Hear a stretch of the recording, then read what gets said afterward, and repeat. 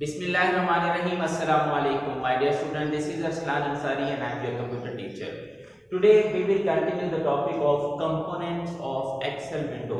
In last lecture we already discussed about the many components of Excel, but today we will continue this.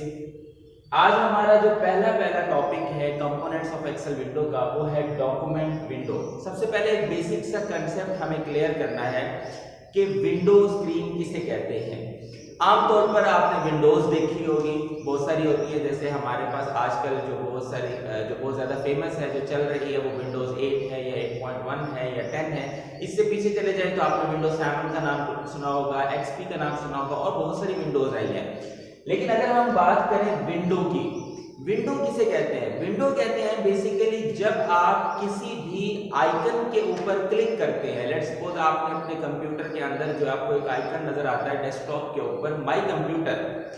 अगर आप my computer पे click करें तो आपके सामने एक स्क्रीन ओपन होती है। वो जो स्क्रीन ओपन होती है दैट इज कॉल्ड विंडो, उसे हम कहते हैं विंडो। अब इसी तरीके से आप कोई भी अपने सिस्टम के अंदर सॉफ्टवेयर इंस्टॉल करें या कोई भी एप्लीकेशन को जब आप ओपन करते हैं, लाइक आप अपने सिस्टम के अंदर VLC मीडिया प्लेयर पे जब क्लिक करते हैं, उसको ओपन करते हैं, तो उसकी भी एक विंडो ओपन हो जाती है। इसी तरीके से जब हम एक्सेल की बात करते हैं, तो जब हम एक्सेल सॉफ्टवेयर के ऊपर जब क्लिक करते हैं, तो क्लिक होते ही जो स्क्रीन सामने आती है दैट इज कॉल्ड विंडो। तो आज हमारा टॉपिक उसी से रेलेवेंट है जिसे हम कहते हैं डॉक्यूमेंट विंडो। अब डॉक्यूमेंट विंडो कौन सी होती है? क्योंकि हम वर्कबुक की बात कर रहे हैं तो हम उसी की ही विंडो की बात करेंगे। Document window contains an Excel workbook. Obviously एक डॉक्यूमेंट विंडो है, उसके अंदर क्या चीज मौजूद होगी? एक्सेल की वर्कबुक मौजूद होगी। Worksheet is a single document where user can enter or modify it. ये बहुत ही सिंपल सा कंसेप्ट है, हमने पहले लास्ट लेक्चर्स में भी डिस्कस किया था। हमने ये बात की थी कि बेसिकली वर्कशीट को बनाने का मकसद क्या होता है। उसको बेसिक पर्पस जो है वो है कैलकुलेशंस। अब हम वर्कशीट पे ही कैलकुलेशंस क्यों करते हैं? क्योंकि हमें उसमें मजीद यानी कि फर्दर डाटा ऐड करने में आसानी होती है, और इसके अलावा अगर आप उस डाटा में कोई मॉडिफिकेशंस करना चाहते हैं, मॉडिफिकेशंस का मतलब होता है कि लाइक प्रीवियस जो डाटा है उसके अंदर डू सम चेंजिंग्स।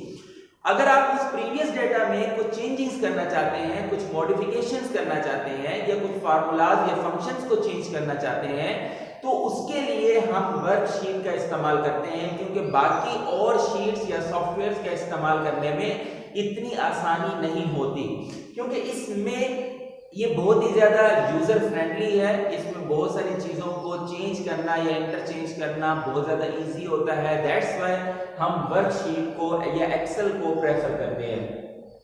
अब सिंपल सवाल ये है कि वर्कशीट हमारे पास किस तरह की होती है। तो मैंने आपको लास्ट भी बताया था कि वर्कशीट का जो बेसिकली स्केच है वो कुछ इस तरीके से होता है कि उसके अंदर मल्टीपल रोज और कॉलम्स मौजूद होते हैं। आप देख सकते हैं, हमें पता है कि रोज की डेफिनेशन होती है हॉरिजॉन्टल लाइन। एक्स एक्सिस की ये जो लाइन होती है इसे हॉरिजॉन्टल लाइन कहते हैं, और हॉरिजॉन्टल लाइन को ही हम रो कहते हैं। सिमिलरली अगर मैं इसकी बहुत ही सिंपल एग्जांपल दूं, तो बच्चों हमारी कॉपीज या हमारे रजिस्टर के ऊपर जो लाइंस लगी होती हैं, जिस तरीके से हम लिखते हैं, बेसिकली उसको हम कहते हैं रो। अब आप देख सकते हैं कि मैंने जो इस वक्त आपके सामने एक छोटा सा स्केच बनाया है, इसके अंदर टोटल कितनी रोज हैं? ये रो 1, रो 2, रो 3, यानी इसके अंदर टोटल 3 रोज हैं। सिमिलरली एक और टर्म होती है जिसे हम कहते हैं कॉलम। कॉलम कौन से होते हैं? ये ऊपर से नीचे तक यानी कि वर्टिकल। आप बच्चे स्कूल में मार्जिन लाइंस लगाते हैं अपनी कॉपीज के ऊपर, तो आपको अच्छे तरीके से आइडिया होगा कि मार्जिन लाइन आप कैसे लगाते हैं। आप वर्टिकल लाइन लगाते हैं, तो जो वर्टिकल लाइन होती है दैट इज कॉल्ड कॉलम। उसी वर्टिकल लाइन को ही हम कॉलम कहते हैं। तो हम देखें तो इस वक्त इस शक्ल के अंदर या इस स्केच के अंदर हमारे पास कितने कॉलम्स बनते हैं? तो एक कॉलम ये है, दूसरा कॉलम ये है, तीसरा कॉलम ये है, यानी कि इस स्केच के अंदर 3 रोज और 3 कॉलम्स मौजूद हैं। अब हम इससे आगे जाते हैं।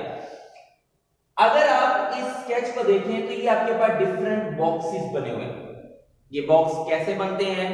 जब रो और कॉलम आपस में मिल जाता है तो वो मिलकर एक बॉक्स बनाता है, और इसी बॉक्स को हम बेसिकली सेल कहते हैं। यानी कि ये हमारे पास क्या है, सेल्स हैं। कितने सेल्स हैं, 1 2 3 4 5 6 7 8 9, 9 सेल्स हैं इस वक्त इस स्केच के अंदर आपके पास।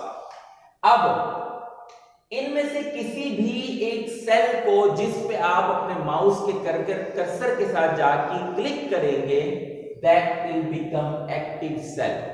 जिस पे आपने क्लिक किया वो सेल आपका क्या सेल बन जाएगा, एक्टिव सेल, और उसके इर्द गिर्द बॉर्डर से क्रिएट हो जाएंगे। अगर आप इसका एक छोटा सा एक्सपेरिमेंट अपनी बुक पे करेंगे या अपने कंप्यूटर या लैपटॉप के अंदर करेंगे तो आपको बहुत ज्यादा अच्छे तरीके से क्लियर हो जाएगा।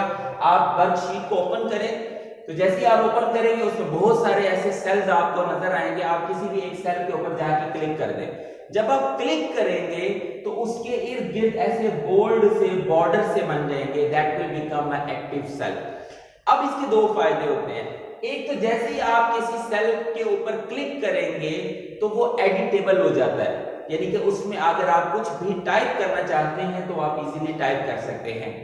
दूसरी चीज, अगर ऑलरेडी उस सेल के अंदर कुछ भी लिखा हुआ है तो वो आपको, जो कल हमने लास्ट टॉपिक पढ़ा था फार्मूला बार का, वो सारा का सारा कंटेंट जो उसमें मौजूद होगा वो आपको ऊपर, जो इसी शीट के बिल्कुल ऊपर यहां पर मौजूद होती है, जिसे हम फार्मूला बार कहते हैं, वो सारा का सारा कंटेंट आपको फार्मूला बार में नजर आने लग जाएगा।